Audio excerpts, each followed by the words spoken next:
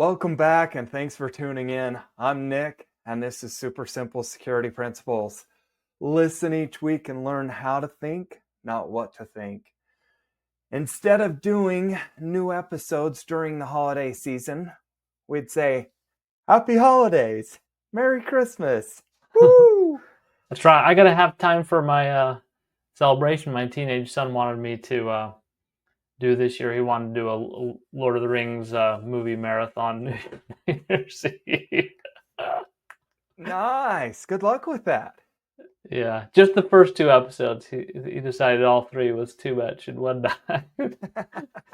But Nice. That'll be good. That'll be good. All right. yeah, So, Merry Christmas, Happy New Year's. exactly. Anyways, for the next 2 weeks, we're going to do some replays. Makani and I each picked an episode, and he picked Protection Partners. If you missed it, it was just the episode before this one. And Yeah, so this is the final week. Last week this and is the this week. final week. Yeah, this is the final week. And then we'll be back to normal ones next week. That's right. That's right. And I chose episode 12, the Master Key email. And why did you choose that one? That's what I was waiting for. I was waiting for you to ask me. I hope you know that. Nice. I chose this one because I read some statistics recently from Proofpoint's website, and they talked about some staggering percentages of where email attack or where these phishing attacks originate, and it was email, and it was crazy. And so I just want people to understand how important their email actually is to them. And so, because I think if we understood the importance, truly understood it, we definitely would be adding layers of security to our email. So anyways, those are the reasons why I chose that episode. It resonated well with me. Yeah, well, and it's a great choice. We've talked about it a lot, but one of the things I've learned is the only way to really make it clear, what your most important topics are is repetition. And we're going to cover a lot of other things, but we'll always be bringing this one back because there's a lot of people who still need to hear that message. Yeah. So, absolutely. Okay. Well, thank you. All right. Well, enjoy. Let it roll. Welcome back and thanks for tuning in. I'm Nick and this is Super Simple Security Principles, part of the IHP Academy. This is episode 12, the Master Key. As always, joining me today, our Master Guardian, Makani. Makani actually explained today's show with me almost 2 years ago. And believe it or not, it changed the way I view email, and especially my email account. So let's hear from Makani. Thanks, Nick. As you know, email is one of my passion topics. I'm super pleased that we're finally able to do our first episode about it, with many more I expect to come. Now, a little background on email. It's been around for over 50 years, but it was built well before there was any thought given to security or hackers. So it ended up with a lot of security problems. Now, despite that, it has become one of the main pieces of technology that our digital lives have been built around. In the beginning, email was built simply to send a message from one person to another, but it has become so much more than that. Today, we are going to talk about email as the master key to your online identity. We want to keep it short, so we're going to focus on just 3 ways email serves this purpose. Now, I have to say this is always a fun topic to discuss because normally by the end, people have a sort of duh moment. They think about the points I explain and they realize, I already knew everything you just told me. But here's the thing, email is so commonplace that we rarely stop to think about its significance. Email truly is a master key, and it's worth the effort to understand the ways it does this and to make the effort to do all we can to safeguard it. McConney, all right, dude. You know how I feel about email. I think the whole program called email sucks. Yet you sold me on the fact that our email serves us in more ways than I realized. So, McConney, if you will, share with our listeners why our email is so much more than just a communication tool. Well, I agree with you. It does. It's like passwords. It's one of the main things we deal with, but it has a lot of problems.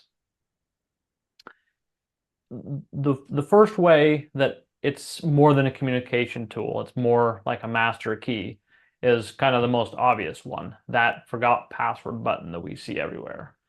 And everyone knows exactly how this works. You click on it, they send you an email with a link to reset your password. Which, when you stop to think about it, that means if someone controls your email account, they can unlock all your other accounts. And there's one thing that makes it even worse. If you think about the online accounts you have, how many of them know your email address? Probably every single one of them, which means that your email is not only the key to unlocking all your accounts, but it's also an extremely effective method of discovering what accounts you have to unlock. This was my aha moment.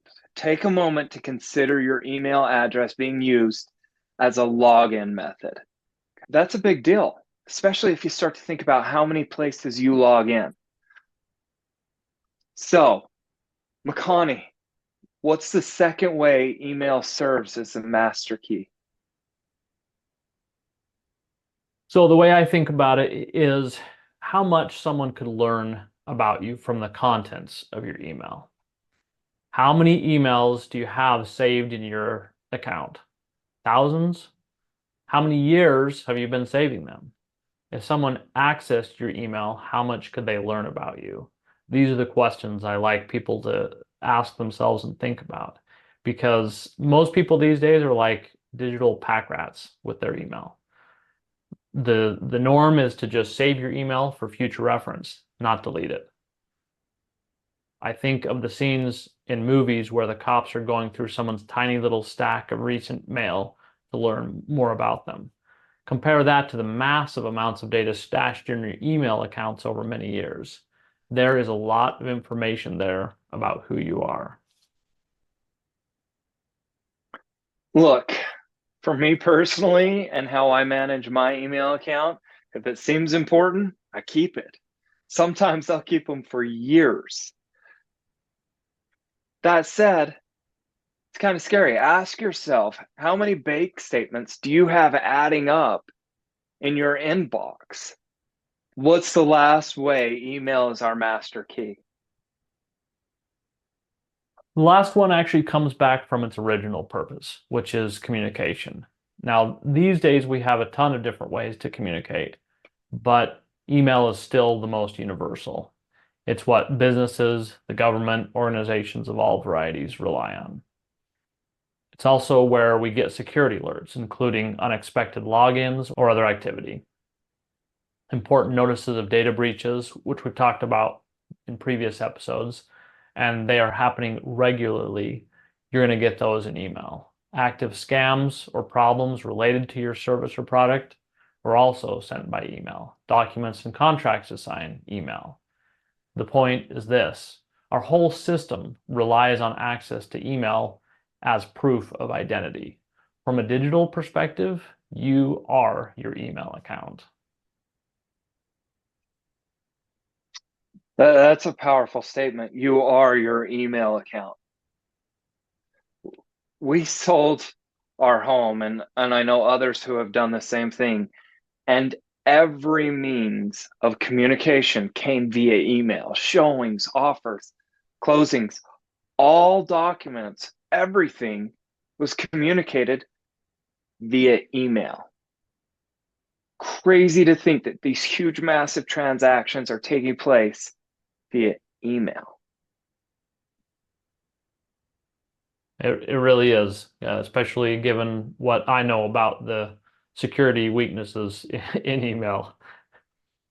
So now we've covered everything for today. Nick, what would you say is your key takeaway from today's episode? My key takeaway is your email has become so much more than just a line of communication. It's become a form of identity. We need to protect our email address as if it's a government issued photo ID. Like it or not, your email is part of your ID. I really like that way of thinking about it, Nick. Thank you. And here's what I'll add regarding the protecting it part. There's good news and bad news. The bad news is, as I mentioned, email has a lot of flaws that make it very vulnerable to exploitation. The good news is that there are many layers of security available to help mitigate those flaws. Even better news, we know those layers to help you layer up. So, that said, McConaughey, it's that time again. What's our call to action today? Well, we're going to start with one layer, and that's going to be a strong, unique password for your email account. Unique meaning please don't use it anywhere besides your email. Now, if you have started using a password manager, as we've talked about in previous episodes, this is easy. You just ask your password manager to generate a super strong new password. And this is what I do. All my email passwords are at least 100 characters long. The password manager episodes we've done so far are episodes 7 to 10 in case you want to go back and you're ready to take up that challenge. And remember, we are always available to help you take that step whenever you're ready. There's a link to find us in the show notes.